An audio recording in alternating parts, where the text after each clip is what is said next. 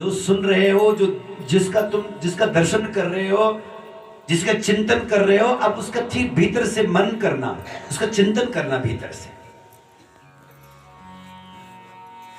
जैसे हमारी जो गाय होते हैं ना, गाय आदि जो पशु होते हैं, जब वो क्या करते हैं, जब वो चारा जब चर लेते हैं, घास जब खा लें, तो उसके बाद क्या करते हैं, जुग्याली लगाते हैं। जुग्याली बोलते हैं। तो सुनने के बाद में फिर उसको चबाना, चरवण, उसको जरा मनन करना। ये मनन, उसका मंथन भीतर करना, उस कथा को बार बार स्मरण करना, मंथन करना। इसमें हमारे लिए कल्याणकारक, हमारे लिए श्रेयस्कर, हमारे लिए उत्थान कारक क्या है, हम कैसे इससे क्या चीज सीखें, क्या समझें, कैसे हमारा चित्त शुद्ध हो, कैसे बार बार उसका रिपीट करते रहे, उसको बार बार उसको दोहराते रहे, मनन करते रहे।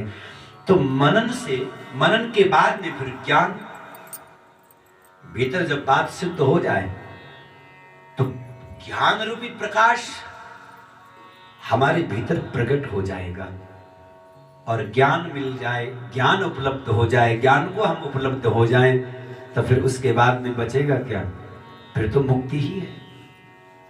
क्योंकि जो मुक्ति है वो ज्ञान के बिना नहीं हो सकती।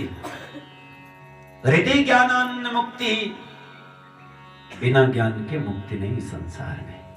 और ज्ञान तक पहुंचने के लिए उपाय क्या है, कितना सरल उपाय बताया। तुम कुछ मत करो, केवल कथा में आकर के बैठ जाओ, केवल सुनो, बस श्रवण करो और सुनो इतनी तल्लीनता से कि जो सुन रहे हो निदित्याय सनतश्चैव चित्त शुद्धिर्भवत्यलम, चित्त शुद्धिर्भवत्यलम।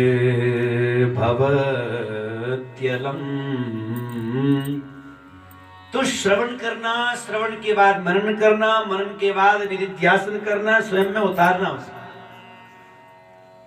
श्रोता कौन है? श्रोता है जो सुने, बहुत ध्यान से सुने और सुन करके उसको धारण करे, मनन करे, फिर उसको अपने जीवन में उतारे। और जब इसको अपने जीवन में उतार लेते हैं तो फिर जीवन आमूलाग्र परिवर्तित हो जाता है। हम जो भूले हुए हैं खुद को, वो हमें अपनी पहचान, अपनी जो हकीकत है, अपनी जो खुदी है, अपनी जो मैं है, वो हमें प्राप्त हो जाएगी। हम खुद अपने आप को हम जान पाएंगे। भगवान शिव का स्मरण करें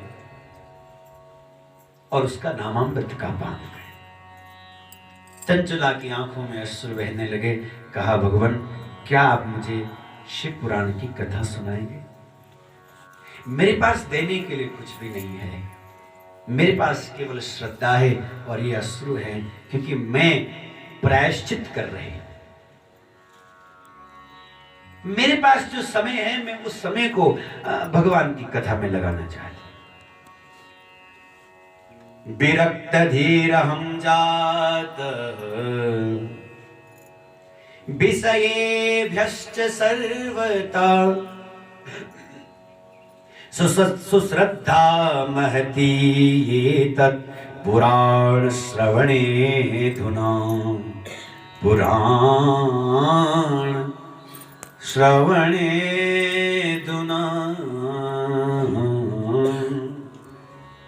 मेरे में किसी प्रकार की कोई आसक्ति नहीं रही, विषयों में कोई आकर्षण नहीं है मेरे में।